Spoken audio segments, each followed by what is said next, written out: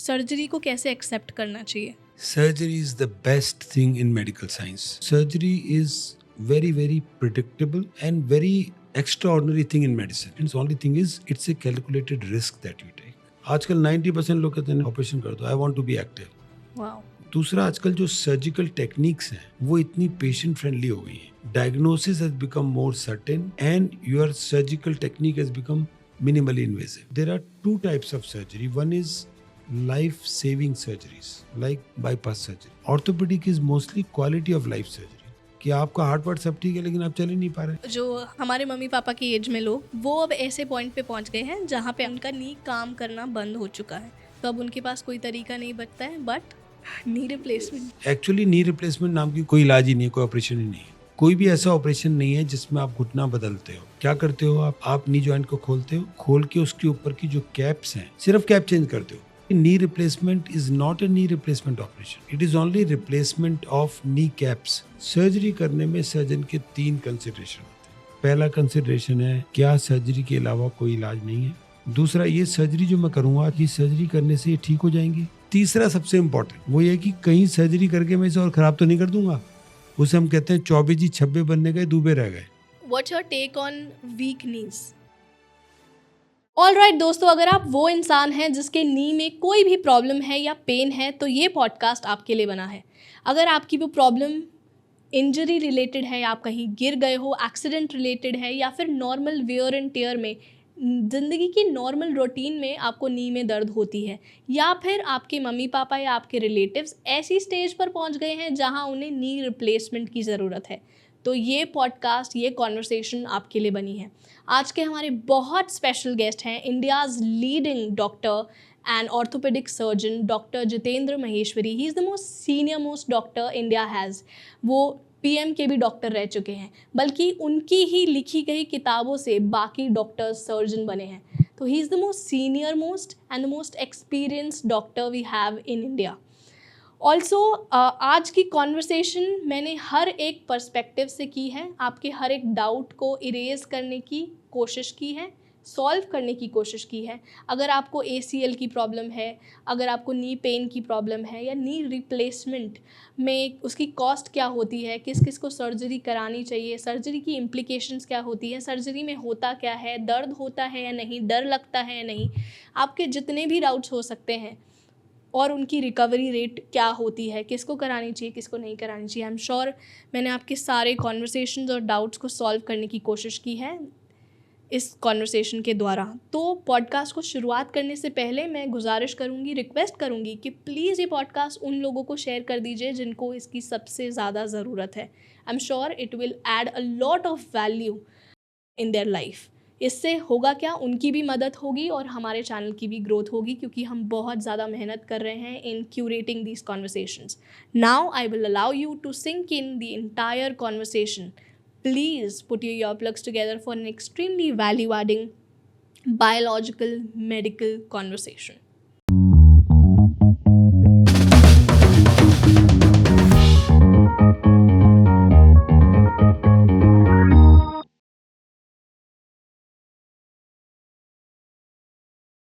Dr. Jitendra Maheshwari, welcome on Hocus Pocus with Anshul. Thank you. Glad you have taken out time, sir.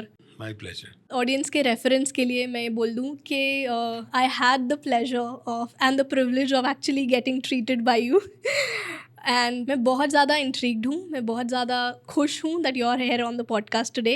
And the intention आज के podcast के पीछे ये है that we are going to do a free consultation for our audiences. Yes. And you are an orthopaedic surgeon and आपकी specialization knee and shoulder है, right? Right. अगर आपको लेमैन्स टर्म्स में एक्सप्लेन करना है कि आपके जैसे स्पेशलिस्ट सर्जन का काम क्या होता है. तो ऑर्थोपेडिक जैसे हड्डी जोड़ विशेषज्ञ ये सबको पता है जी. कि हड्डी टूटती है, डॉक्टर के पास जाते हैं, वो प्लास्टर लगाता है, जोड़ देता है.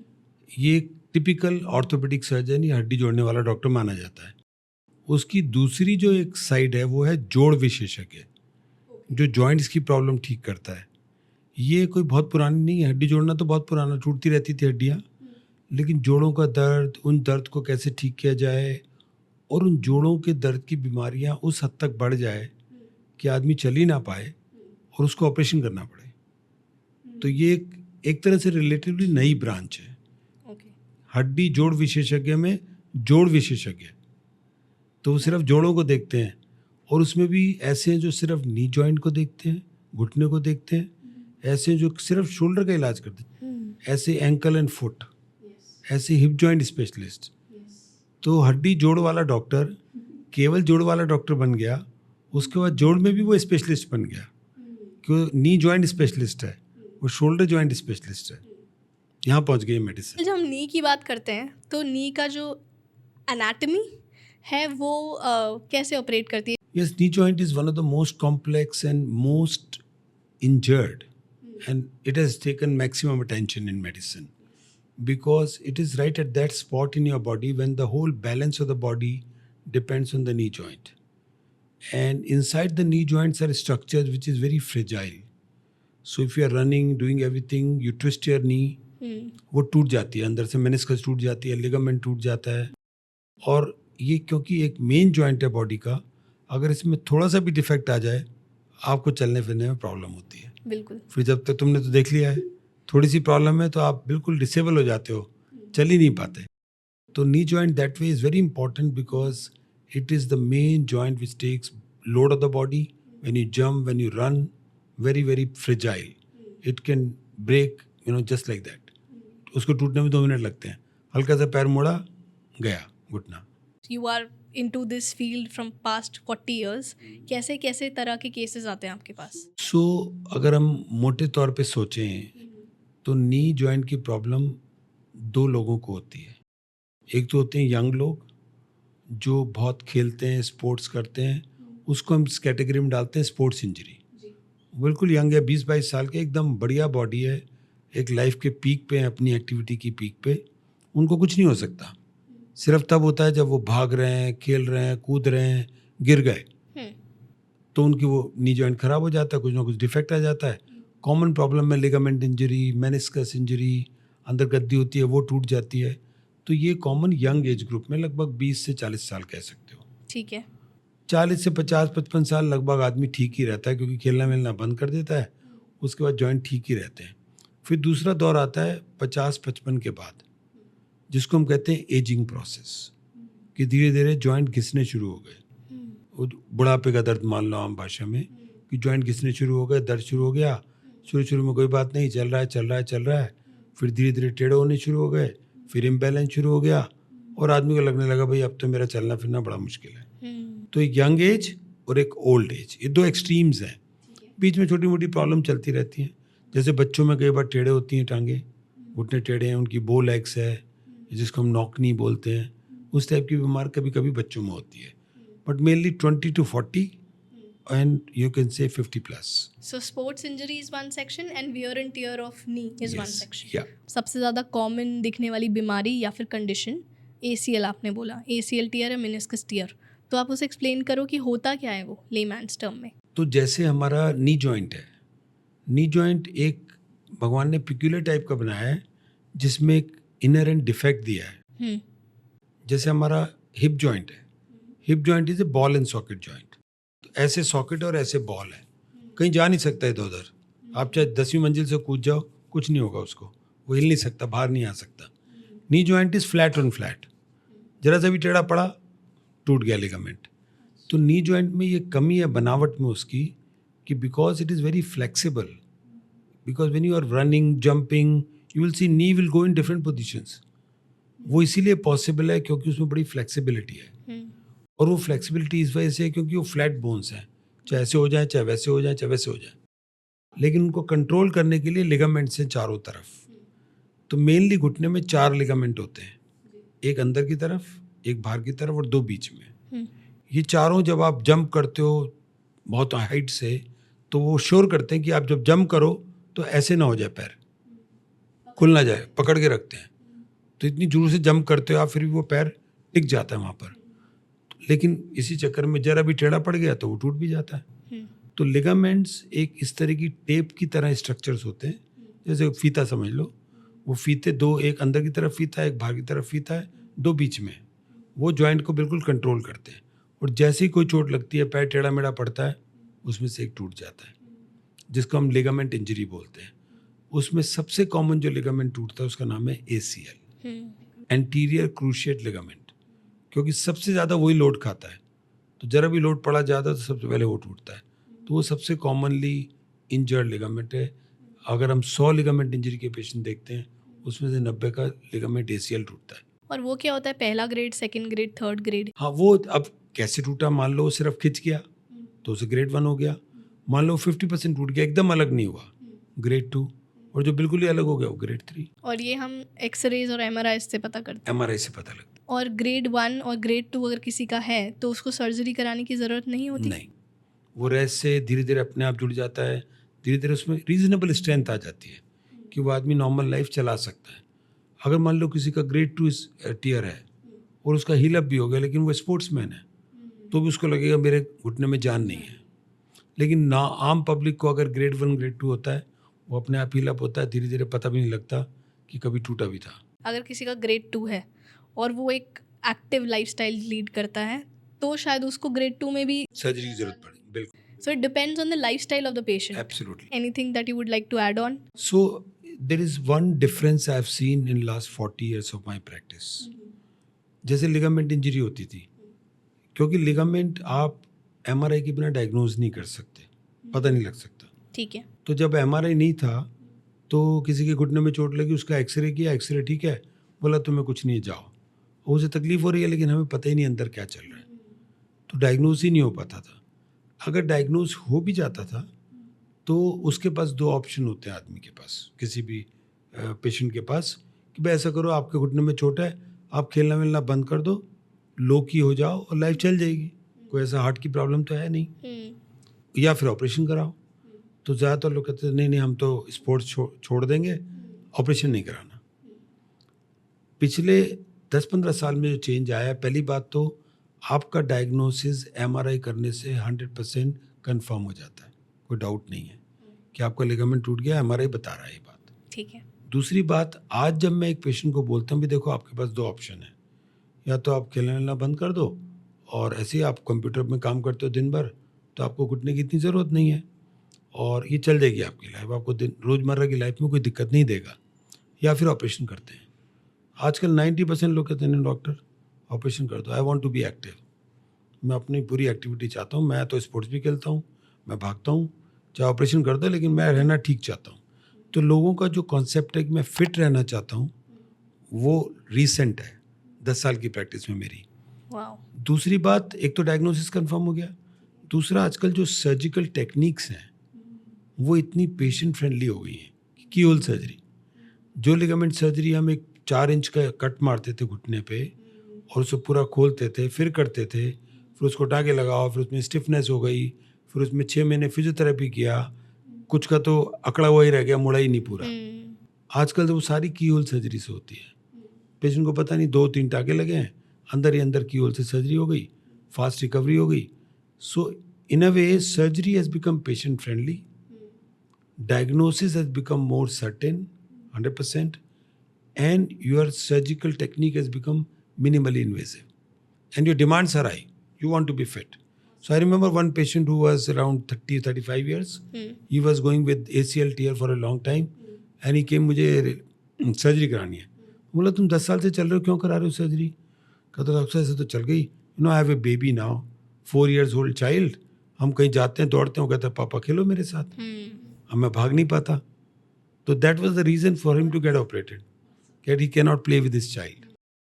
सो those are situations where then people accept surgery कि अभी ऑपरेशन कराना ही चाहिए क्योंकि एक्टिव रहना है। एग्जैक्टली मैं आपसे ये सवाल पूछने ही वाली थी कि लोगों को सर्जरी से क्यों डर लगता है, एंड आपने उसका जवाब दे दिया कि अब नहीं लगता है लोगों को सर्जरी से डर।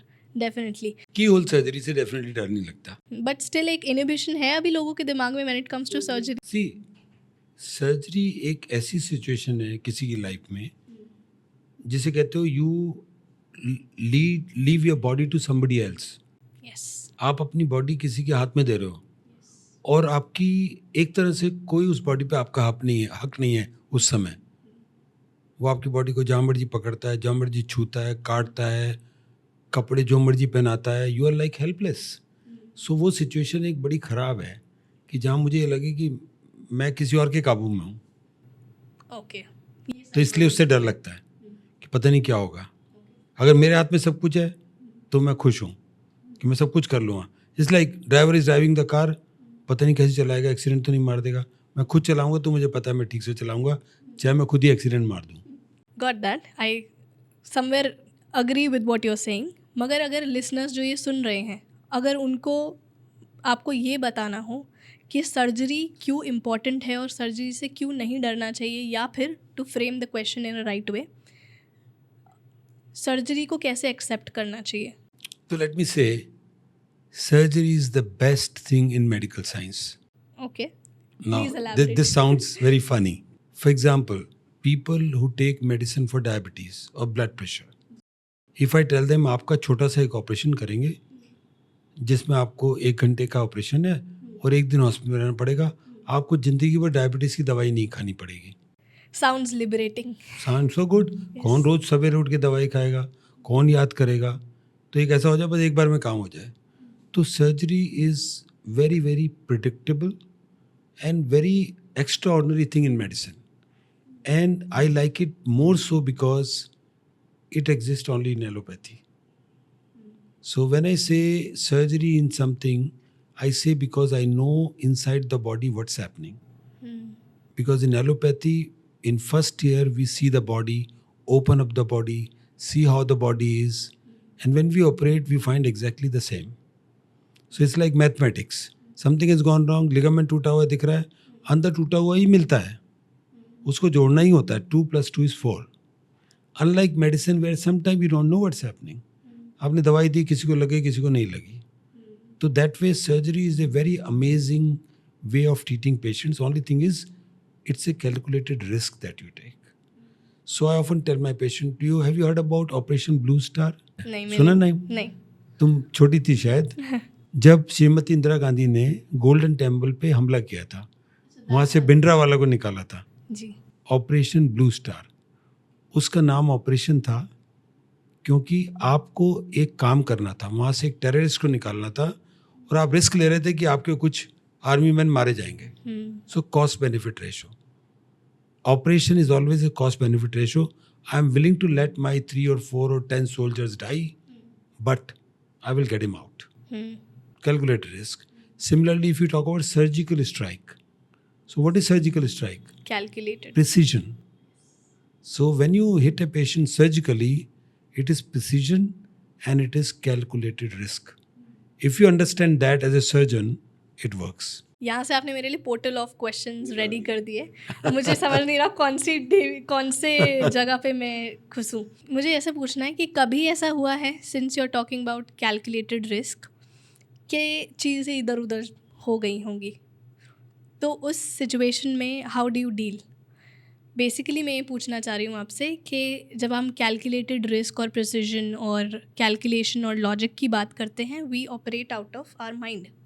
बेसिकली मैंने ये चीज़ कहीं पढ़ी थी, people who operate with just hands they are labourers, and people who operate with hands and heads they are craftsman, and people who operate with heads, hands and heart, they are artists. और मुझे लगता है कि आपके जैसा profession, इतना responsible profession जिसमें आपके हाथ में किसी की जान है, उसमें दिल तो लग ही रहा होगा, क्योंकि दिल और दिमाग अलग डायरेक्शन में नहीं काम कर सकते। Our surgical branch is very logical. It's more दिमाग than दिल. Okay. It's more दिमाग. It is your knowledge, your understanding which makes you say do like this. Your heart may say anything. Heart is very fragile. I mean, दिल तो बच्चा है, चल पड़ता जहाँ मर्जी। दिमाग में जो नॉलेज पैक हुई है ओवर द ईयर्स, एक्सपीरियंस है, वो जो बताता है वो हमेशा सही निकलता है। So that comes with experience, with learning. So I would say it is very very logical. So we operate like all human being. You are अभी कोई डिफ़िकल्ट केस कर रहे हो तो आपको आपका हार्ट बीट करता है कि पता नहीं ठीक होगा कि नहीं होगा, ये क्या होगा। वो दिल का काम है, ठीक होगा कि नहीं होगा। दिमाग कहता नहीं ऐसे करोगे तो ठीक होगा। अच्छा, गट फीलिंग का यहाँ पे क्या रोल है? वही गट फीलिंग, उसे दिल कह लो या गट फीलिंग कह लो। और मतलब एक सिक्स सेंस तो है हर चीज़ में, कि जैसे ही फॉर एग्जाम्पल बता तो कुछ करते करते करते सर्जरी में एक स्टेप ऐसा आता है कि हम उसको अपने डायरेक्शन को चेंज करते हैं। और हम चेंज करके ऑपरेशन को ए प्लान किया था, A+ पे चले जाते हैं, ऑपरेशन ख़त्म हो जाता है। तो मेरा जूनियर पूछता है आपने ऐसे क्यों किया आज? फिर मैं एक्चुअली सोचता हूँ कि हाँ मैंने किया तो ऐसे, हमेशा तो ऐसे नहीं करता, आज क्यों किया? And then I give a logic to it कि मुझे ऐसा लगा, गट फीलिंग से मैंने एकदम चेंज किया। उस समय टाइम नहीं है, I can not think and sit down, I have to work as my gut feel. तो definitely heart plays a role कहीं ना कहीं। वो हार्ट कह सकते हो, सिक्स सेंस कह सकते हो, गट फीलिंग, व्हाटएवर। अब वापस से टॉपिक पे आ जाते हैं कि अब जब हम स्पोर्ट्स की बात कर रहे थे, आपने ACL की बात करी, जब हम मिडिल एज में या फिर वियर एंड टीयर की बात करते हैं तो जो एक ऐसा तबके के लोग हैं, हमारे मम्मी पापा की एज में लोग 50s एंड 60s, वो अब ऐसे पॉइंट पे पहुंच गए हैं जहाँ पे आपने बोला कि उनका नी काम करना बंद हो चुका है, तो अब उनके पास कोई तरीका नहीं बचता है बट नी रिप्लेसमेंट। तो प्लीज़ टेक ओवर।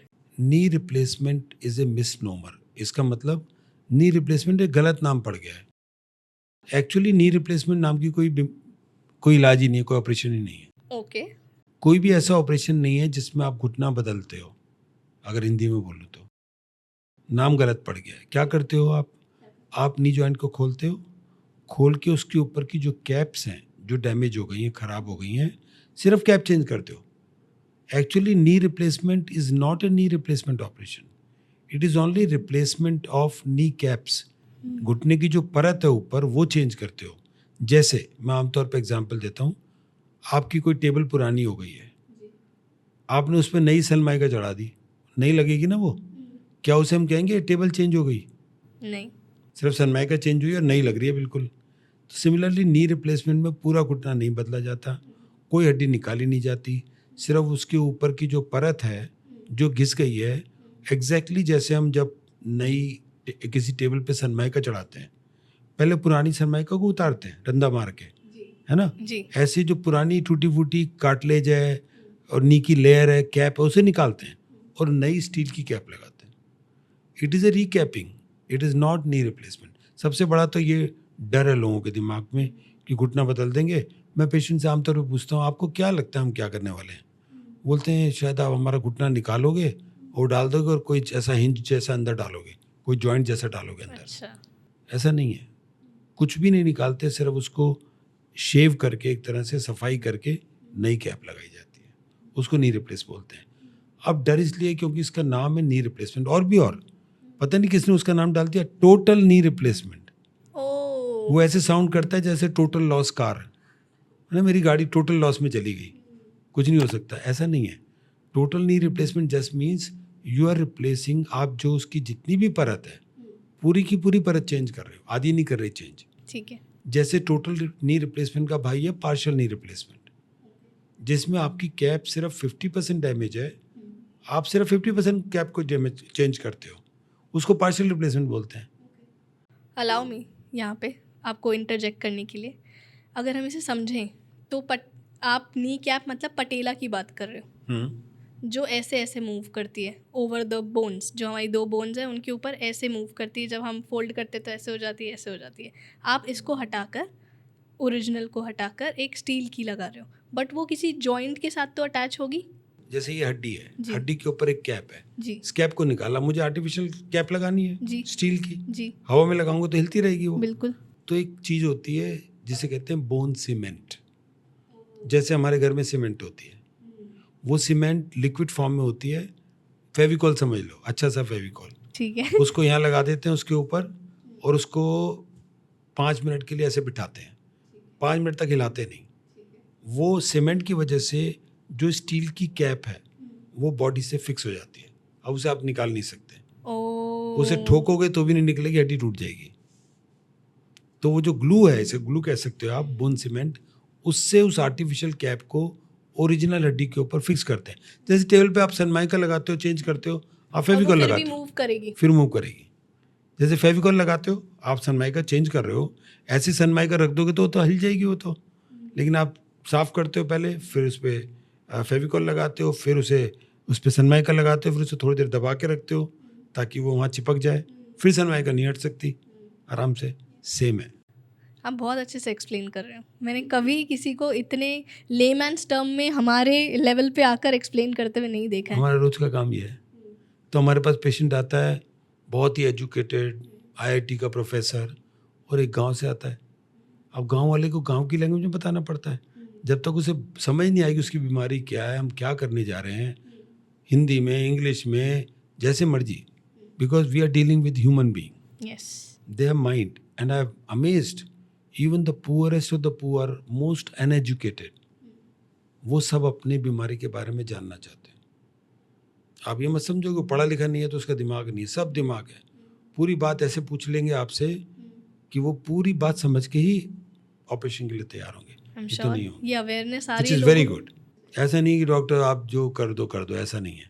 आप सब समझना चाहते हैं, और इतने मीडिया हैं, सोशल मीडिया है, कहीं ना कहीं से पहले से उन्हें बहुत नॉलेज होती है। True, in agreement. Very interesting. तो अब और आंचल कोई मैजिक वैजिक तो दिखाओ, क्या करती हो तुम? Definitely, let's switch back to the magic time then. चलो।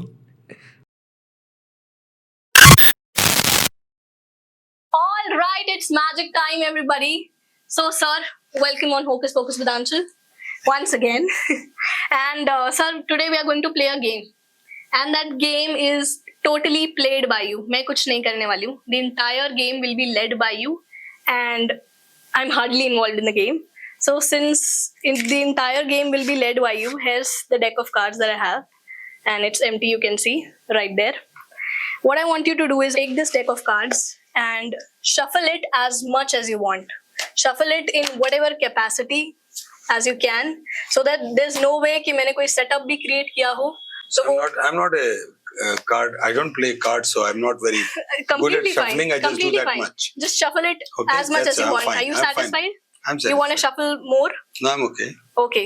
This was just to prove my point. अगर मैंने कोई setup भी create किया है तो वो पूरी तरह dissolve हो चुका है. So what I'm going to do is I'm not going to shuffle it any further.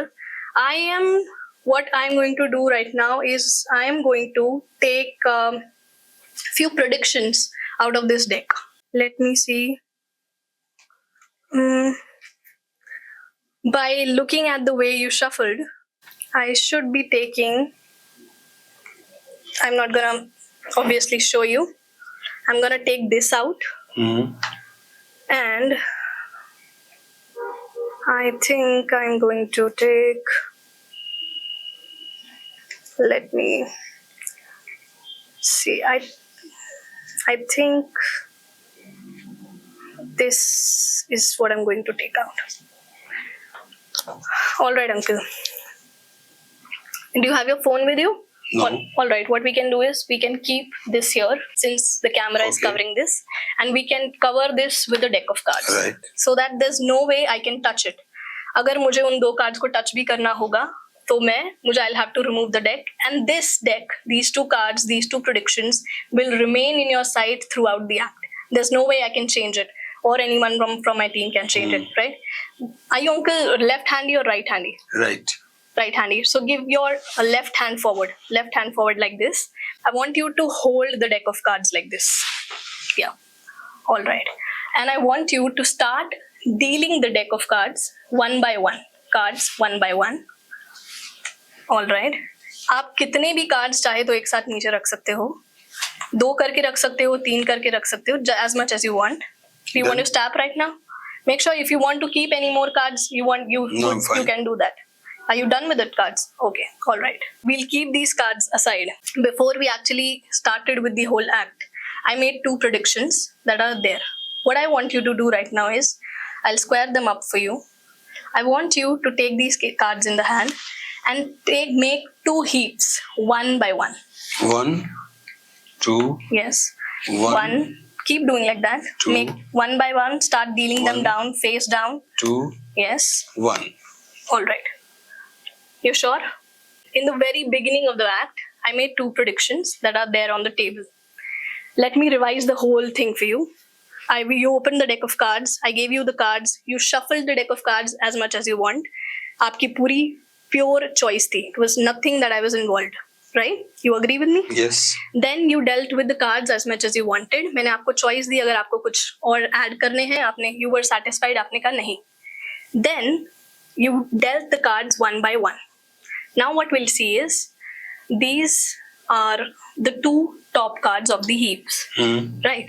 There's no way in the world I can ever know कि जो आप कार्ड सेलेक्ट करोगे, शफल करोगे और उनकी जो 2 हीप्स क्रिएट करोगे, उसमें ये 2 कार्ड्स टॉप पर होंगे. There's no way in the world I can ever know. But what I'll do is, I'm going to open my prediction right here. Would you believe me if I say these 2 cards are exactly the cards that I've selected for you? I will have to believe because you're in a magic game here. But would you believe me? I will have to because Okay. that's what magic is all about. Here it is. I don't know how it happens. I wish I was such a perfect doctor. Thank you so much. Amazing. Thank you. Glad you liked it. अब मैं सोच रहा हूँ तुमने क्या गड़बड़ की है. I told you in the beginning of the act, the Anyway, entire game will be led it's by you. amazing. Thank you, uncle. So let's switch back to the conversation. All right, we are back from the magic segment. वापस से conversation पे आते हैं. Okay, मुझे ना बहुत मज़ा आ रहा है conversation करते हुए. मुझे भी आ रहा है. एंड सबसे खूबसूरत बात है कि जब मैं किसी मेडिकल प्रोफेशनल के साथ बात करती हूँ, आई एम प्रिविलेज्ड कि मुझे अभी प्रोफेशन मिल गया है कि मुझे अलग अलग लोगों से रोज़ बात करने का मौका मिल रहा है. एंड एक तो नॉलेज भी गेन हो रही है, ऊपर से इट मेक्स मी फील कि मेडिकल फील्ड में क्या क्या पॉसिबल है. एंड अब आपने जब नी रिप्लेसमेंट की बात कर ही दी है, तो एक और इनोवेशन आता है लोगों का, जो स्पेशली इस उम्र के लोग हैं जो पेशेंट हैं नी रिप्लेसमेंट के. उनको लगता है अच्छा नी रिप्लेसमेंट करा लिया, अब उसके बाद क्या. तो वो what after the surgery is the bigger fear. Surgery में क्या होगा, ये मैं इसलिए कह पा रही हूँ क्योंकि मैं खुद पेशेंट रही हूँ और मुझे खुद नहीं पता था कि सर्जरी के बाद क्या होगा, क्योंकि मैंने तो आप पे छोड़ दिया था. मेरे पे आप पे लीप ऑफ फेथ था कि अंकल आप कर लो, और मेरा केस भी बहुत ही लॉस्ट और गॉन केस था. आपने मुझे 2 चीज़ें बोली थी, फियर एंड पेन. इन 2 चीज़ों से आपको बहुत दूर रहना है. तो ये 2 चीज़ें बहुत पेशेंट को डिस्टर्ब करती हैं. DAR डर, जी. DARD दर्द.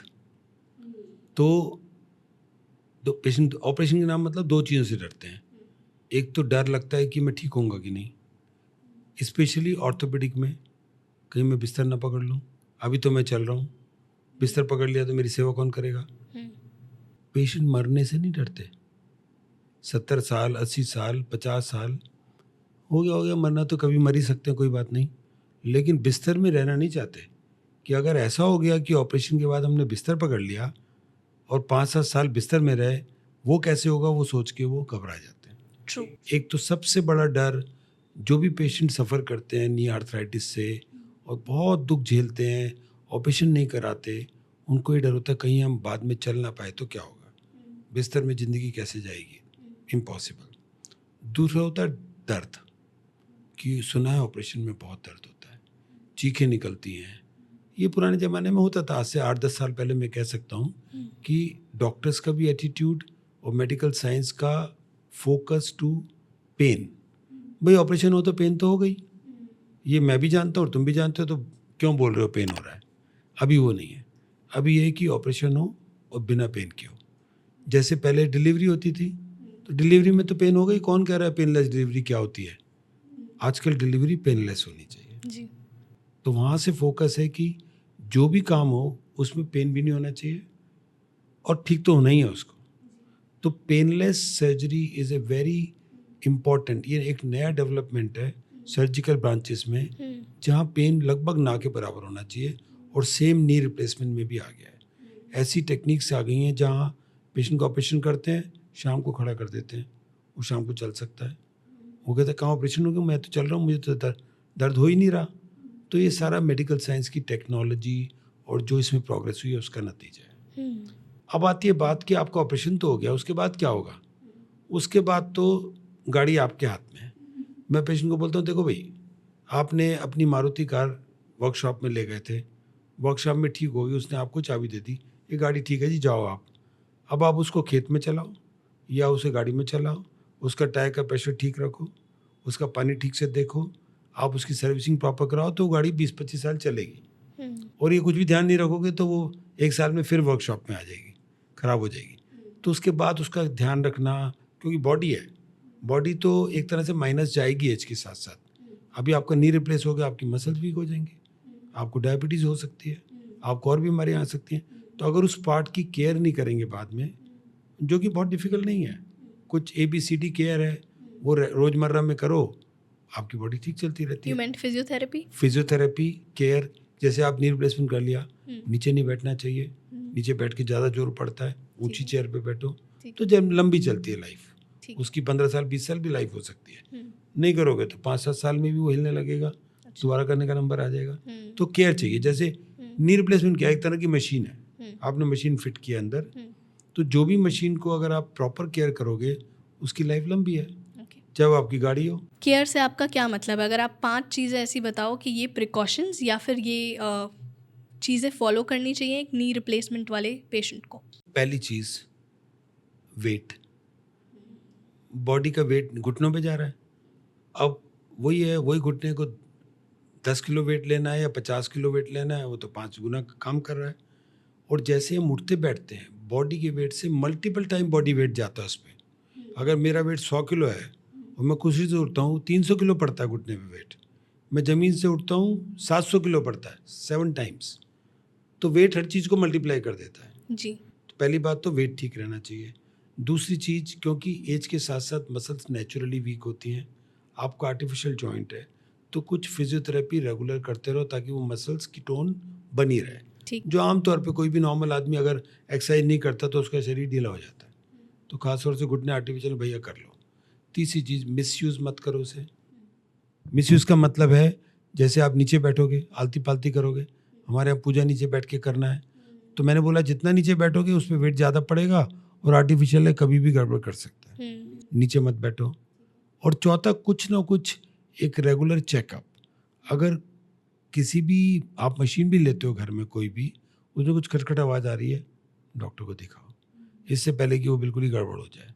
ये 4 मेन प्रिकॉशन है जिससे आप अगर नी रिप्लेसमेंट कराया आपने, 15-20 साल आराम से। पहला वेट, दूसरा फिजिकल एक्सरसाइज, फिजियोथेरेपी, तीसरा नीचे नहीं बैठना है, and regular checkups. Audience take notes. अच्छा, let's come back to this point uncle.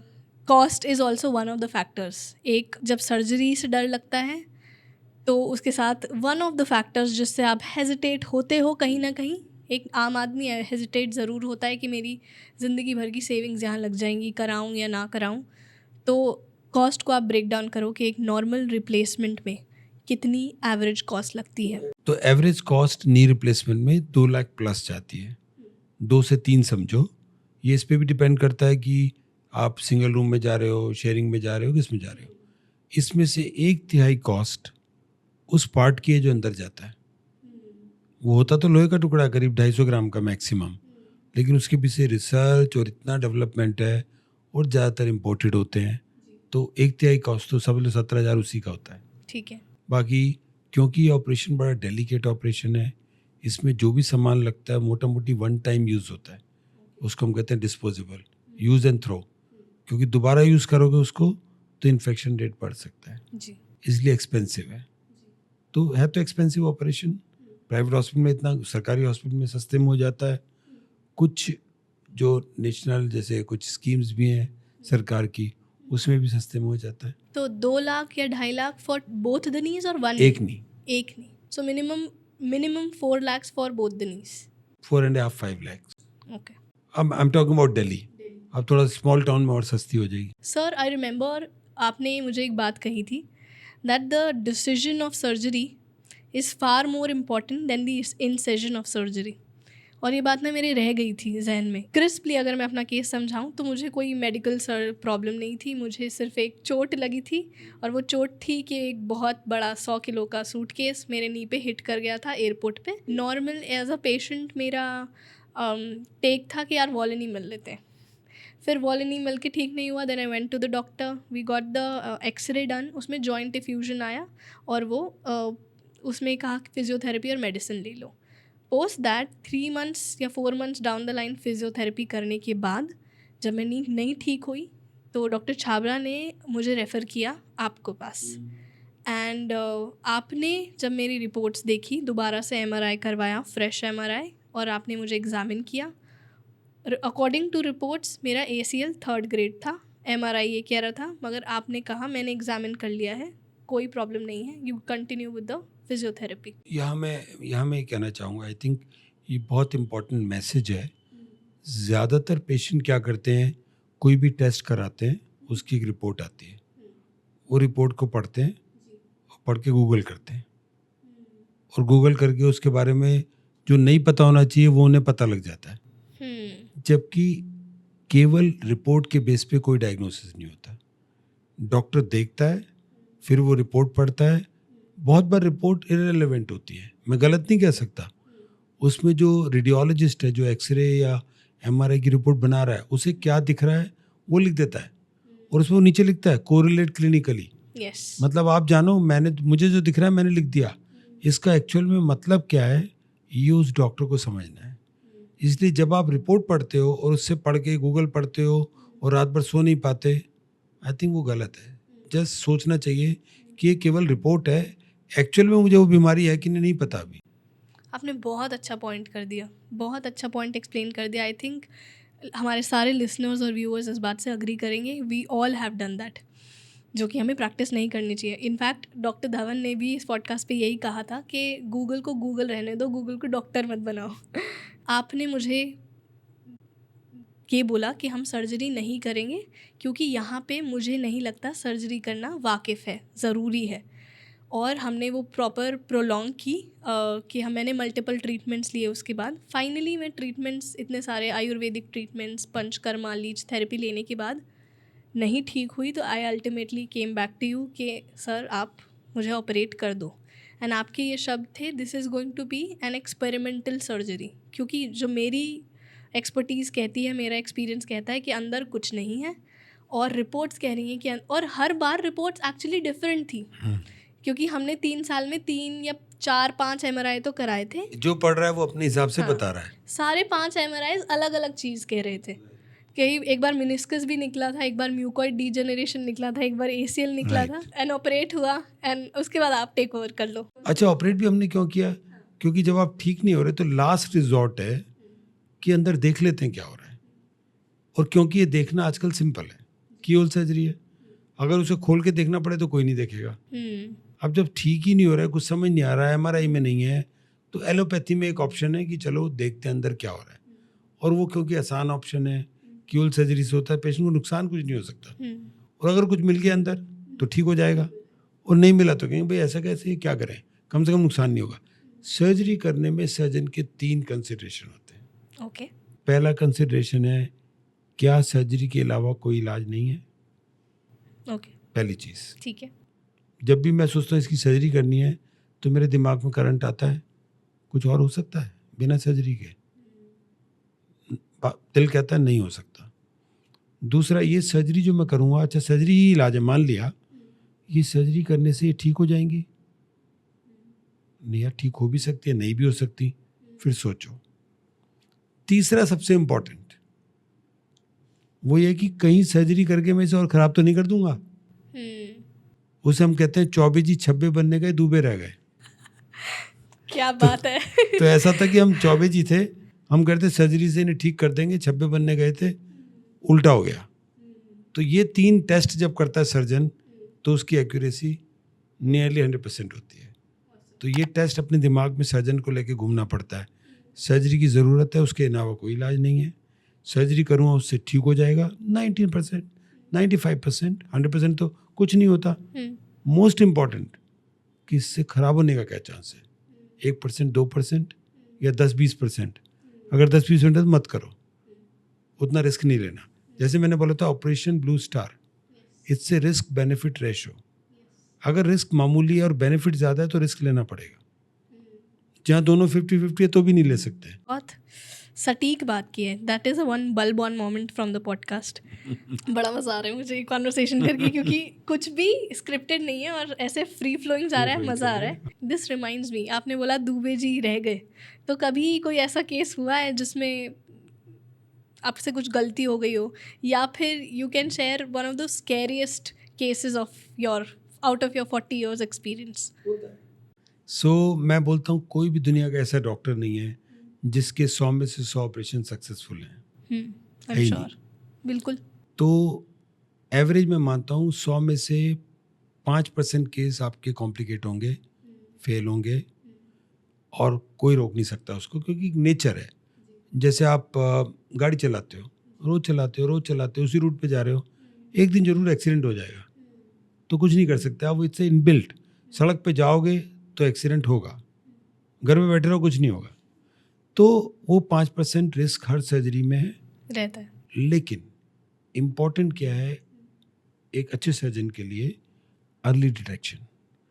Complication होने जा रही है, पहले तो उसे रोक लो, दिख रही जा रही है रोक लो, और अगर हो गई, हो जाती कई बार, तो उसको जल्दी से जल्दी डायग्नोज कर लो। ये बहुत इंपॉर्टेंट चीज़ है कि फॉल्स बिलीव में मत रहो, कुछ नहीं होगा, कुछ नहीं होता, और फिर हो गया। यस। तो ये देख लो कुछ हो रहा है और ये हो रहा है, जल्दी से पकड़ो इसको ताकि और ख़राब ना हो जाए। और फिर तीसरा स्टेप, उसका पूरा जी जान से उस जी जान लगा के ठीक करो, क्योंकि कॉम्प्लिकेशन होना नेचुरल है, लेकिन कॉम्प्लिकेशन को सही टाइम पे पकड़ना और जी जान लगा के ठीक करना is what patient deserves. Yes. अगर उतना भी आप करते हो, कोई भी कॉम्प्लिकेशन हो, एवरीबडी एक्सेप्ट कि ठीक है होती है, लेकिन डॉक्टर ने अपनी तरफ से पूरा ध्यान दिया, पूरा ठीक करने की कोशिश की, ठीक नहीं भी हुआ तो भी सेटिस्फेक्शन है। दिस इज़ व्हाट एक इंसान के नाते वो बेस्ट टू बेस्ट जो कर सकते थे उन्होंने किया। ये सर्जरी का एक बहुत इंपॉर्टेंट एस्पेक्ट है जो निगलेक्ट नहीं करना चाहिए। नेगलेक्ट नहीं, डॉक्टर इंसान है, गलती तो हो ही सकती है।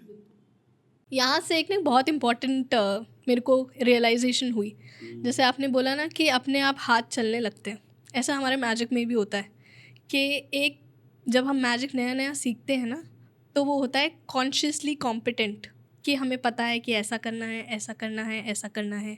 फिर एक स्टेज आती है from being amateur to professional and the master, कि आप ऑटोमेटिकली आपके हाथ वैसे चलने लग जाते हैं। ठीक है, तो हम जनरली पापा को ही बोलते हैं, पापा आपके तो हाथ ऐसे चलते हैं, सोते हुए भी पैसे निकाल दोगे आप कागज़ जला के।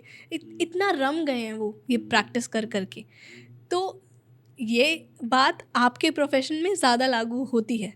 बट जब हम मैजिक परफॉर्म कर रहे हैं, हम स्टेज पे हैं, हम एंटरटेन कर रहे हैं ऑडियंस को, और एज अ म्यूजिशियन भी हमसे चीज़ें ख़राब हो जाती हैं, तो हमारे पास उसका बैकअप है कि ऑडियंस को नहीं पता चलेगा कि हमने कुछ गड़बड़ कर दी है, और हम उसका कोई और रूट ले लेंगे और अपना मैजिक सक्सेसफुल दिखा देंगे।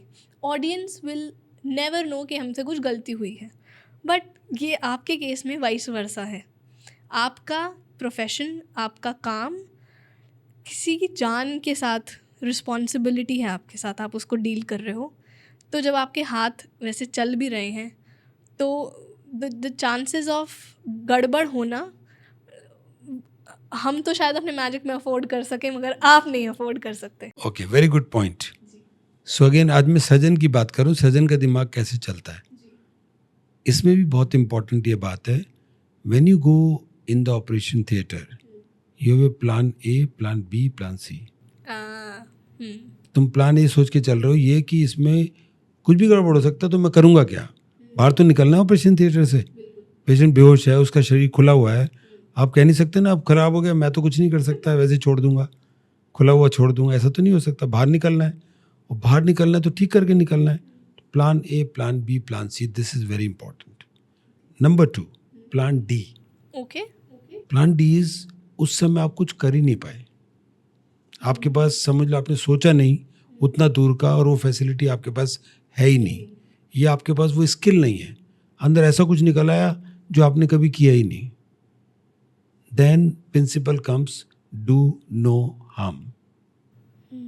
उस चीज़ को जो आपके बस की नहीं है उसको ठीक करने के चक्कर में इतना खराब कर दो कि दूसरा भी ठीक ना कर पाए।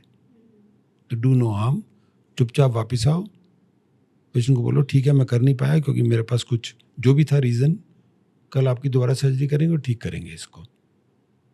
तो these are very important steps which surgeons remember. A B C plan, if खुदा ना खास्ता डी में फंस गए कि कुछ कर ही नहीं पा रहे, तो it's quite okay as a human being to come back and do it right next day. Maybe get कोई ऐसा आदमी अपने साथ ले आओ, ऐसा एक्सपर्ट ले आओ जो सिचुएशन को संभाल सकता है, इसकी बजाय कि आप उसी में लगे हो और उसको और ख़राब करते जा रहे हो। कभी डी में फंसे हो? होता है, ऐसा पेशेंट होता है। मैं कहता हूँ 2-3 महीने में एक ऐसा पेशेंट ज़रूर होता है जब मैं सोचता हूँ कि मैंने बहुत अच्छा ऑपरेशन किया है, सब कुछ बढ़िया है, अगले दिन राउंड पे जाते हैं तो पेशेंट उतना बढ़िया नहीं दिख रहा जैसा हमने सोचा था कि तो टांग हिलाना चाहिए, वो घर में टांग नहीं हिला पा रहा, तो दिमाग में लगता है क्यों नहीं हिला पा रहा, ज़रा देखें, तो समझ आता है कुछ गड़बड़ है, इसका ये एक्सरे कराओ। पता लगा उसका ऑपरेशन आप कर रहे थे और आपने उसके जो फ्रैक्चर को आपने जोड़ा है उसके ऊपर एक फ्रैक्चर था जो आपने पहले मिस कर दिया, उसका एक्सरे ही नहीं हुआ। जैसे कई बार मल्टीपल एक्सीडेंट होता है, रोड एक्सीडेंट, उसमें पेशेंट को 3-4 हड्डियाँ टूट जाती हैं। ज़्यादा आपकी अटेंशन मेन हड्डी पे रहती है, छोटी मोटी हड्डी आप ध्यान नहीं देते क्योंकि यहाँ भी दर्द हो रहा है, यहाँ भी दर्द हो रहा है, उसका एक्सरे नहीं हुआ। और जब वो ऑपरेशन थिएटर से बाहर आ गया और आप सोच रहे अब तो ये टांग को हिलाएगा, वो हिला नहीं रहा, तो डाउट हो जाते कुछ गड़बड़ है, अब इसका एक्सरे कराओ, दोबारा लेके जाओ ओटी में। ओके। या कई बार आपने ऑपरेशन कर दिया और हमारा ये रूल है, जैसे ऑर्थोपेडिक है मेरी ब्रांच, तो पेशेंट ऑपरेशन थिएटर से बाहर निकलना ही नहीं चाहिए जब तक उसका ऑपरेशन थिएटर के अंदर एक्सरे ना हो जाए। So no surprise in the ward, कि ऑपरेशन करके एक्सरे वहीं कर लो, सब देख लो, सब ठीक ठाक है। क्योंकि ऐसा होता था पहले कि ऑपरेशन कर दिया, बहुत अच्छा है, जब अगले दिन एक्सरे आया, ये क्या कर दिया, ये क्या हो गया, अब क्या करें, क्या इसको दोबारा करें या इसको ऐसे ही छोड़ दें, वो दुविधा रहती थी। और ये पेशेंट को कहना कि मैं दोबारा करूँगा, मैंने ठीक नहीं किया, इसके लिए भी बहुत गट्स चाहिए, मतलब अपनी गलती मानने के लिए। ज़्यादातर क्या होता है, उसको छुपाने की कोशिश करते हैं, नहीं ठीक हो जाएगा, ठीक हो जाएगा, बाद में नहीं होता। तो ये मॉडर्न मेडिसिन में, आज की मेडिसिन में लगभग ये रूल हो गया है कि आप ऑपरेशन थिएटर से निकलने से पहले, ऑर्थोपेडिक का केस है, वहीं एक्सरे करो, वहीं गड़बड़ देखो और वहीं ठीक करो दोबारा। ऐसा हुआ 1-2 बार, जब मुझे लगा बिल्कुल ठीक हुआ, फिर एक्सरे करा, ये ठीक नहीं है, दोबारा खोला, तभी patient is under anaesthesia, ultimately उसे ठीक होना है। तो इस टाइप के डिसीजन लेने पड़ते हैं, विच आई कॉल प्लान डी। और ऐसे में आपकी मनोस्थिति क्या होती है? आई थिंक वो एक आदत पड़ जाती है। इट्स लाइक जो लोग, जैसे मैं बोलता हूँ ना, एग्जांपल देता हूँ कि जो वो एक मौत का कुआं नहीं होता था पुराने ज़माने में, आपने देखा है? यस, मोटरसाइकिल कुएं में चलाते हैं, उसको आदत पड़ जाती है मोटरसाइकिल चलाने की। आप सोचते हैं कैसे चला रहा है, अभी क्या सोच रहा है, उसको कुछ नहीं पता, उसका रोज़ का काम है। तो ये रोज़ का काम हो जाता है, दिमाग उस तरह काम करता है, बड़ी क्विकली पकड़ता है उस चीज़ को कि यहाँ क्या एक्शन लेना है। इट्स लाइक अपने आप को आप ढाल लेते हो उस आदत में ओवर द ईयर्स। मैं इस बात की गहराई को समझ पा रही हूँ कि जब हम normal day to day life में एज एन सिविलियंस काम कर रहे होते हैं, तो हमारे पास में ये सारी चीज़ें केटर करने को नहीं होती हैं, वर्सेस एक individual, versus the life of a doctor जो इतने इंटेंस इमोशंस के साथ गुजर रहा है, गलत हो गया है, ठीक करना है, वापस ऐसे करना है। बट ये काफ़ी रिस्पॉन्सिबल चीज़ है। ये आपको कब रियलाइज़ हुआ कि मेरे हाथ में इतनी बड़ी रिस्पॉन्सिबिलिटी है, जब आप अपने मेडिकल प्रोफेशन में एंटर हुए? Very interesting. तो जब मैं पढ़ रहा था, तो पढ़ते हम डॉक्टर बन रहे हैं, हमें कुछ नहीं पता हम क्या करने वाले हैं, फिर सर्जन बन जाते हो, तो बड़ा एक प्लेजर आता है सर्जरी करने में। It's more of a pleasure than responsibility. Okay. It's more of a pleasure, काटेंगे, ये करेंगे, वो बड़ा मज़ा आया ऑपरेशन करके। जैसे जैसे ग्रो करते जाते हो और उसके रिजल्ट्स देखते हो और उस पेशेंट से डील करते हो 1 to 1, अपनी सेंस ऑफ रिस्पॉन्सिबिलिटी समझते हो, उसको क्या प्रॉब्लम आ रही है, क्या कष्ट हो रहा है, इसके साथ अपने आप को अटैच करते हो, तो उसका स्ट्रेस बहुत बढ़ जाता है। और मैं ये भी कहता हूँ, वो स्ट्रेस ही इस प्रोफेशन का मज़ा है। जैसे अगर किसी का ऑपरेशन करो, ऐसे ही कर दो, ऑपरेशन कर दिया, ना तुम मुझे जानते हो ना मैं तुम्हें जानता हूँ, हो गया, आप भी भूल गए, मैं भी भूल गया, उसमें कोई मज़ा नहीं है। जब आप उसके साथ रिलेट करते हो और से relate with the patient as a family member, कि मैं इसको ऑपरेट कर रहा हूँ, ये मेरी सिस्टर होगी तो इसको दर्द होगा, तो ये मेरी सिस्टर होगी, ठीक नहीं हुई तो कैसा रहेगा, तो उससे फिर रिलेट कर सकते हो आपकी एज ए पेशेंट उसको क्या फीलिंग हो रही होगी। तो थोड़ा सा ये फैक्टर मेडिकल साइंस में, पर्टिकुलरली सर्जिकल साइंस में आता है और होना चाहिए। और वो उसका स्ट्रेस है। अगर मैं सबका इलाज ऐसे करूँ मैनू की, मेरी वाला से जो भी हो जाए, मुझे कोई स्ट्रेस नहीं होगा। लेकिन मैं सोचूंगा नहीं ठीक होना चाहिए, दर्द भी नहीं होना चाहिए, कष्ट भी नहीं होना चाहिए, और होगा तो ठीक, नहीं होगा तो अच्छा नहीं लगेगा, इसको क्या फीलिंग होगी, ये कैसे इसको झेलेंगी, तो आपका इन्वॉल्वमेंट ज़्यादा होगा, स्ट्रेस ज़्यादा होगा, लेकिन उसका मज़ा बहुत ज़्यादा है। मैं पता है मैंने ये सवाल डॉक्टर धवन से भी पूछा था। ये ना मुन्ना भाई का रेफरेंस है कि उन्होंने बोला था कि जब एक डॉक्टर ऑपरेट करता है तो नॉर्मली उसके हाथ नहीं कांपते एक नॉर्मल पेशेंट के साथ, बट जब एक डॉक्टर किसी अपने पे ऑपरेट करता है तो उसके हाथ कांपते हैं। और इसका भी बहुत खूबसूरत सा जवाब डॉक्टर धवन ने दिया था कि जब उन्हें अपनी मदर पे ऑपरेट करना था तो वो सोच रहे थे कि मैं ऑपरेट करूं या मैं अपने फेलो डॉक्टर्स से ऑपरेट करवाऊं। तो उन्होंने सोचा कि अगर मैं इन पे ऑपरेट नहीं कर पाया ना, तो फिर मैं किसी पे ऑपरेट नहीं करनी, मुझे करना चाहिए। तो उन्होंने अपनी मदर का और अपने फादर इन लॉ का दोनों का ऑपरेशन किया था। नहीं, same I have faced the same situation. I did knee replacement on my mother, both knee replacement. Okay, तो my team asked me, sir क्या करना है, मम्मी का ऑपरेशन है तो कुछ स्पेशल करना है. मैं बोला हाँ करना तो चाहिए स्पेशल. सोचो क्या करना चाहिए स्पेशल. सोचा तो कुछ निकला ही नहीं. हम सब कुछ उस लेवल पे कर रहे हैं कि अगर मेरी मदर भी है तो कोई एडिशनल करने की ज़रूरत नहीं है, क्योंकि रूटीन में वैसे कर रहे हो. तो मुझे तो कुछ नहीं पता लगा. It was just a knee. As you know, operation में हम क्या करते हैं, हम सब ढक देते हैं. सिर्फ घुटने का वो पोर्शन खुला हुआ है. अब वो आपका है या मेरी मदर का है या XYZ का, कुछ नहीं पता. सिर्फ घुटना ही दिख रहा है और उसमें वही करना है जो रोज करते हो. इमोशंस कुछ नहीं होती. मेरा ऑपरेशन आपने याद दिला दिया. आपको पता है कि ऑपरेशन में क्या होता है. I was trying to be very adventurous जब आप मेरे पे ऑपरेट कर रहे थे. अकॉर्डिंग टू प्रोटोकॉल्स ये डिसाइड हुआ था जब हम OT में जाने वाले थे कि आप मुझे जनरल एनेस्थीसिया दोगे. बट आप मेरे से राउंड के लिए आए पहले कि अच्छा अब रेडी आंचल हम जा रहे हैं. तो मैंने आपको बोला अंकल मुझे जागे रहना है, अंकल मुझे जागे रहना है. देन आपने एनेस्थीसिस को बोला था कि स्पाइनल दे दो. हाँ जी. तो मुझे बड़ा मज़ा आया अपनी सर्जरी पूरी देखने में. आई रिमेंबर कि आप मुझसे मैजिक की बातें कर रहे थे, ट्रैवल की बातें कर रहे थे. You are trying to engage. It's very good. Patient देखता रहे. It's a lifetime experience. देखना चाहिए. यस. अगर आपको जरा भी गट्स हैं तो ये तो लाइफ टाइम एक्सपीरियंस है. आप अपना लाइफ सर्जरी देख रहे हो. It was Indeed all together a different experience. बहुत ही अतरंगी अटपटा मगर मज़ा आया. हमने स्पोर्ट्स इंजरी के बारे में बात कर ली, हमने वियर एंड टियर में नी रिप्लेसमेंट के बारे में बात कर ली. बट हम आ जाते हैं एक्सीडेंट्स पे. उसमें नी फ्रैक्चर बहुत ज़्यादा देखने को मिलता है. राइट.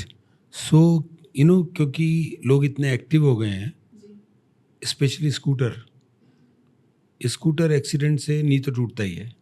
तो नी फ्रैक्चर्स का रेट इतना ज़्यादा बढ़ गया है because of high speed scooter accidents, और मल्टीपल फ्रैक्चर्स होते हैं. और क्योंकि मैंने बोला नी एक मेन जॉइंट है जी. अगर उसके ट्रीटमेंट में, उस फ्रैक्चर के ट्रीटमेंट में कोई भी कमी रह जाएगी, वो कभी भी प्रॉपर आदमी चल नहीं सकता है, लोड नहीं ले पाएगा. तो ज़्यादातर ऐसा होता है कि अगर नी में फ्रैक्चर है तो 90% टाइम उसका इलाज ऑपरेशन से होता है. पेशेंट लोग डरते हैं ऑपरेशन कराने से. तो जनरली कोई डॉक्टर कहता है चलो बिना ऑपरेशन के इसको हम प्लास्टर बांध के ठीक कर देंगे. सुनने में अच्छा लगता है, लेकिन बाद में उसका प्रॉब्लम होता है. हड्डी गलत जुड़ जाती है, टेढ़ी जुड़ जाती है. तो बहुत पेशेंट ऐसे आते हैं जो शुरू में between operation and non operation में बिना ऑपरेशन का इलाज प्रेफर करते हैं. ऑब्वियसली हर आदमी चाहेगा बिना उसके ठीक हो जाए, लेकिन उसको पता नहीं है कि ये बिना उसके ठीक नहीं होता है. घुटने के अंदर या किसी भी जोड़ के अंदर जो भी फ्रैक्चर होगा, एक तो आपका थाई बोन का हुआ वो अलग है, लेकिन घुटना है या शोल्डर है, इसके अंदर जो फ्रैक्चर होते हैं उनका 90% केसेस में बेटर इलाज ऑपरेशन द्वारा होता है.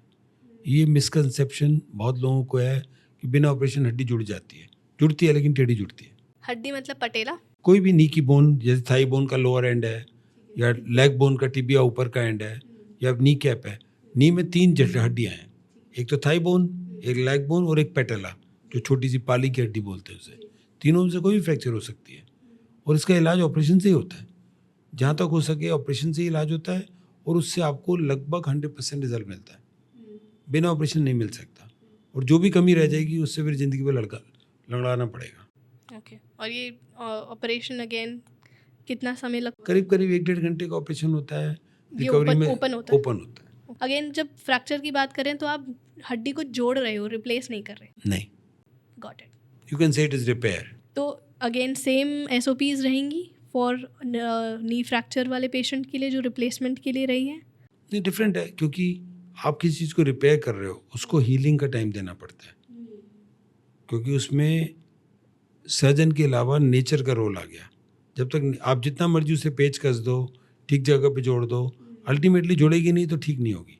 जबकि रिप्लेसमेंट में कोई नेचर का रोल नहीं है, आपको निकाल के नया लगाना है.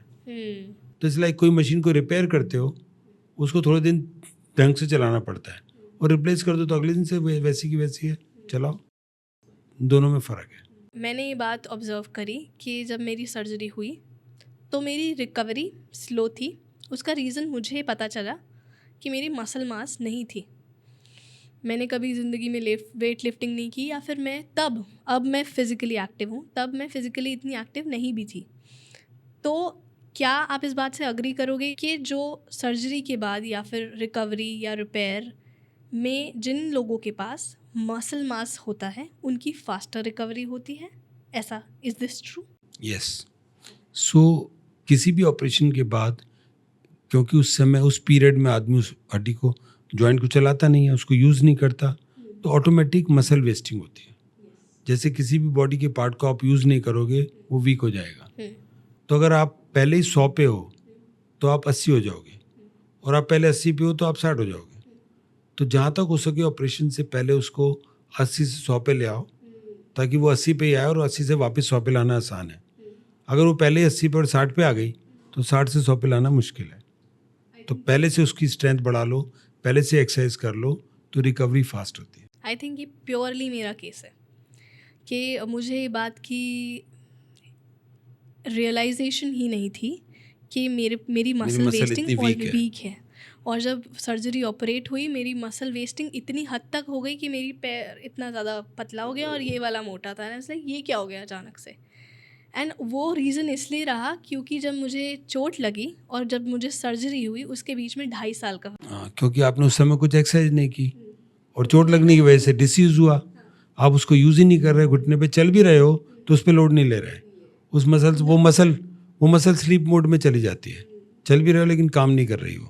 ये जाके मुझे पोस्ट सर्जरी रियलाइज़ हुआ कि the action of surgery happened late, और इतना लंबा प्रोसीजर रहा। उस समय पे मुझे दर्द था, तो मैंने ऑब्वियसली नी को ज़्यादा यूज़ नहीं किया, मैंने नी कैप पहन के रखा। उस दौरान मसल वेस्टिंग हो गई, ऑपरेट हुआ तो और वीक हो गई। तो वही बात हुई कि मेरे 100 से वो 50 पे पहुंच गया, और मुझे आज तक 50 से 100 लाने में बहुत मेहनत करनी पड़ रही है। I know, this is a good point कि जब भी सर्जरी करा रहे हो तो उससे पहले जितनी फिजियोथेरेपी करके उसको स्ट्रॉन्ग कर लो, बेटर है।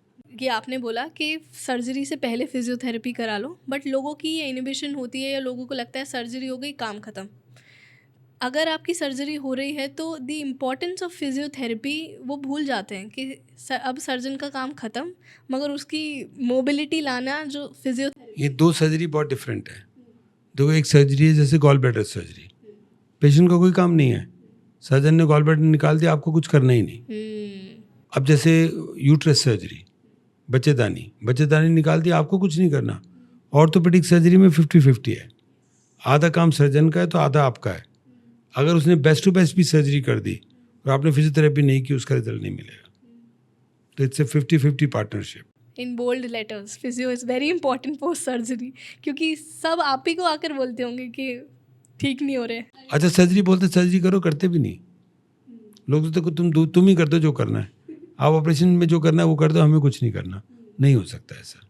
फिजियोथेरेपी का अलग रोल है, सर्जरी का अलग रोल है। Okay, what's your take on weightlifting? Weightlifting as an exercise is good, but you have to condition your body. Okay. So जैसे ग्रेजुअली चलो, कौन सा वेट लिफ्ट करना है। हमें काफ़ी पेशेंट मिलते हैं जिनको आजकल जिम का बहुत फैशन है, और वो जिम में जाते हैं। और मैं खुद जिम में गया तो देखा जो मेरे पड़ोस वाला है वो तो 50 किलो उठा रहा है। तो मुझे थोड़ा कॉम्प्लेक्स सा हो गया कि मैं भी उठाऊँ। तो मुझे पता है मैं उठाऊँगा 20 किलो तो मेरी तो जाएगी, कोई ना कोई नस टूट जाएगी। तो वो थोड़ा सा केयरफुल रहना चाहिए, अपनी बॉडी के हिसाब से चलना चाहिए। जो 50 किलो उठा रहा है वो 10 से शुरू हुआ है, तब जाके 50 उठा रहा है। खासतौर से जिम में मैंने बहुत इंजरीज देखी हैं। यंग लोग जाते हैं, एक दूसरे को देखते हैं, कंपटीशन में ज़्यादा से ज़्यादा करते हैं और फिर उनको इंजरी हो जाती है। आते हैं आपके पास जिम केसेस? बिल्कुल, gym injury is a special topic. और एक बार एक्चुअली वो मेरे पास जो जिम के पेशेंट आते थे, मुझे एक्चुअली जिम जाना पड़ा ये देख के कि चोट कैसे लगती है। तो जिम में ये जो मशीनें हैं सारी, जो अपनी मर्जी से आपको खींचती हैं, अगर आप ध्यान नहीं दोगे कि आपकी कैपेसिटी 2 किलो की है और 4 किलो लगा लिया, वो खींच लेगी आपको, वो नहीं रुकेगी, उस समय इंजरी होगी। माइंड एंड मसल कनेक्शन बहुत इंपॉर्टेंट है while doing workout. Yes, so you have to be in control. आपने वेट उठाया और हाथ इधर उधर चला गया तो बस गया फिर। एंड ऑल्सो आई थिंक यहाँ पर एक ट्रेनर का रोल प्ले आ जाता है। हाँ, वो सही तरीके से कैसे करना है, ग्रेजुअली कराना है, वो आपको बताएगा। आप तो रैंडम चल रहे हो, आपको तभी पता लगेगा आपने गलत किया जब चोट लग जाएगी। Okay doctor, got that. What's your take on weak knees? ये बहुत अच्छा सवाल पूछा आपने। नी रिप्लेसमेंट तो दी एंड है, जब वो बिल्कुल ख़राब हो जाता है उससे पहले नी साइन देता है आपको सिग्नल देता है जो आप सुनते नहीं हो। जैसे आप बैठ के उठ रहे हो तो आपको पता है कि पकड़ना पड़ रहा है किसी चीज़ को, दम नहीं है। या आप सीढ़ी चढ़ रहे उतर रहे हो, आपको पता है कि हमें पकड़ के उतरना पड़ रहा है, इसका मतलब आपके घुटने में वीकनेस आनी शुरू हो गई है। उसको तभी फिजियोथेरेपी द्वारा कंपनसेट करो। अगर नहीं करोगे तो मसल्स वीक हैं, सारा जोड़ घुटने में पड़ेगा और जो घिसना शुरू हुआ है 50 साल के आसपास और बढ़ जाएगा। फिर दूसरा आता है क्योंकि आपके घुटने में दर्द है, आपकी एक्टिविटी कम हो जाती है। एक्टिविटी कम होने से वेट बढ़ता है क्योंकि खाना तो वही खा रहे हो। फिर वो विशेष साइकिल, पहले ही वेट घुटने को तंग करता है, अब आपके दर्द हुआ, आप चल नहीं रहे और वेट बढ़ गया। अब डॉक्टर कहता है आप वेट कम करो तब ठीक हो गए। कैसे कम करो? क्यों घुटनों में तो दर्द हो रहा है। फंस गए। अब सर्जरी का नंबर आता है। तो इसलिए जैसे ही अर्ली साइन मिले कि आप चल रहे हो, ज़्यादा चलने से दर्द हो रहा है, खासतौर से उठने बैठने में, खासतौर से सीढ़ी चढ़ने उतरने में, वो अर्लीस्ट साइन है कि आपको घुटने में वीकनेस आ रही है।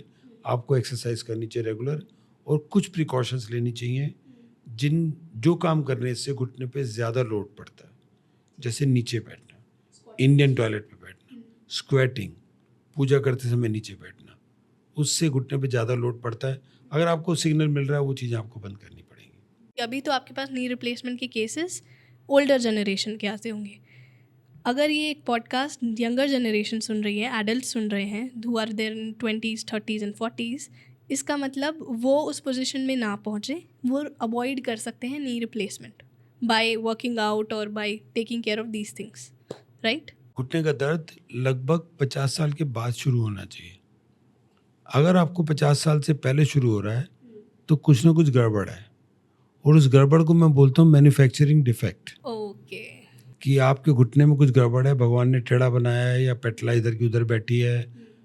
और अगर आपको 35-40 साल में घुटने में दर्द हो रहा है तो आपको कुछ मैन्युफैक्चरिंग डिफेक्ट है जिसकी वजह से वो गड़बड़ है। जैसे मारुति गाड़ी निकलती है, भाई शुरू के 1-2 साल तो कुछ नहीं होना चाहिए। अगर निकलते 2 महीने में खटखट आवाज़ आ रही है, कुछ गड़बड़ है, कुछ ना कुछ पुर्जा गलत पड़ा है वहाँ पर, तो वहाँ उसका चेकअप होगा तो वो अर्ली स्टेज में पकड़ा जाएगा। तो between the age of 30 to 50 अगर आपको बिना बात में दर्द हो रहा है तो कुछ ना कुछ मैन्युफैक्चरिंग डिफेक्ट है। उस डिफेक्ट को कंपनसेट करने के लिए कुछ ना कुछ एक्सरसाइज या प्रिकॉशन लेनी पड़ती है, या कभी कभी सर्जरी से उस डिफेक्ट को ठीक करना पड़ता है। नहीं करोगे तो आगे चल के और ख़राब हो जाएगा और फिर नी रिप्लेसमेंट में जाके रुकेगा। अगर मैं 30 से 50 की उम्र के बीच में हूँ और मुझे ही कैसे पता चलेगा कि अब समय आ गया है कि मुझे एक ऑर्थोपेडिक के पास जाना है? तो 6 वीक्स तक कोई भी ऑर्थोपेडिक प्रॉब्लम ऑटोमेटिक ठीक हो जानी चाहिए, या फिजियोथेरेपी से ठीक हो जानी चाहिए। 6 वीक्स तक अगर कोई प्रॉब्लम ठीक नहीं हुई है तो ऑर्थोपेडिक सर्जन को देखना चाहिए। वो एक्सरे कराए, MRI कराए, जो भी कराए, फिर डायग्नोज करे। ज़्यादातर प्रॉब्लम टूट फूट की होती है और आप चले, आपका पैर मुड़ गया, वो एक नेचुरल इंजरी है जो नेचुरल वे में 3 हफ्ते, 4 हफ्ते, 6 हफ्ते में ठीक हो जानी चाहिए। अगर कोई भी पेन परसिस्टेंटली 6 हफ्ते से ज़्यादा चल रहा है उसकी जांच होनी चाहिए, मतलब orthopaedic surgeon. That's straight and correct. We are almost close to the end of the podcast. बहुत मज़ा आ रहा है। क्या बचा? शोल्डर बचा। वो तो पूरा चैप्टर अलग है। तो हम डेफिनेटली शोल्डर सीक्वल एपिसोड में कवर करेंगे। बट जाते जाते doctor Maheshwari, what will be your last piece of advice for the audience listening to us? I think मैंने बोला surgery is the best thing in medicine. डर लगता है, ठीक बात है, बट जो सर्जरी ठीक करती है वो मेडिसिन कभी ठीक नहीं कर सकती। बहुत कम बीमारियां ऐसे हैं जिनसे मेडिसिन से परमानेंट ठीक हो जाता है आदमी। ज़्यादातर ऐसी बीमारियां हैं जिनमें मेडिसिन लगातार लेनी पड़ती है। सर्जरी ऐसी चीज़ है, एक बार कर दी वो परमानेंट ठीक हो जाता है, स्पेशली ऑर्थोपेडिक सर्जरी। तो there are 2 types of surgery. One is life saving surgeries like bypass surgery, like आपको गॉल ब्लैडर में पेन हो रहा है, इतना दर्द हो रहा है, उसकी सर्जरी करानी पड़ेगी। Orthopaedic is mostly quality of life surgery, कि आपका हार्ट वार्ट सब ठीक है लेकिन आप चल ही नहीं पा रहे, उस लाइफ का फ़ायदा ही क्या कि आप हो ठीक लेकिन चल नहीं पा रहे, बिस्तर पे बैठे हो। तो क्वालिटी ऑफ लाइफ सर्जरी आज के ज़माने में बहुत इम्पॉर्टेंट है। कोई घर में बैठना नहीं चाहता, they want to be active, और बड़े बूढ़े लोग भी चाहते हैं कि हम लास्ट मोमेंट तक चलते रहें, बिस्तर पे ना बैठें, अपाइज ना हो जाएं। वो ज़माने चले गए जब एक बूढ़ा आदमी घर में कोने में लेटे रहता था, 10 साल सब उसकी सेवा करते थे। अब सब लोग एक्टिव हैं, खासतौर से सिटी लाइफ में, इवन स्मॉल टाउन्स में, जहाँ धीरे धीरे वो सपोर्ट सिस्टम कम हो रहा है। तो इंडिविजुअल को एक्टिव रहना ज़रूरी है। एक्टिव रहने के लिए कहीं ना कहीं सर्जरी की ज़रूरत पड़ती है, और अगर अच्छी तरीके से, ठीक तरीके से सर्जरी की जाए तो it's a very good thing. ज़्यादातर लोगों को सर्जरी से डर लगता है, नेचुरल है, बट मैं बोलता हूँ मेडिकल साइंस में सर्जरी से बढ़िया कोई चीज़ नहीं है, क्योंकि एक शॉट में आप ठीक होते हो। ठीक है, 1 हफ्ता, 2 हफ्ता, 3 हफ्ता, जिंदगी भर का लफड़ा नहीं है उसमें कुछ, कि दवाई लेते रहो। जैसे मैंने बोला, अगर डायबिटीज़ की कोई ऐसी सर्जरी आ जाए कि एक दिन, 1 हफ्ता आपको सर्जरी करके ठीक, डायबिटीज़ की कोई दवाई खानी नहीं है, आई एम श्योर सब करा लेंगे। कौन रोज़ दवाई खाएगा कोई?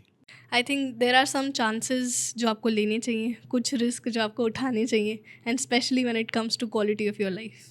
All right, this is the end of the podcast, Dr. Maheshwari. This is one of my favorite conversations of all times.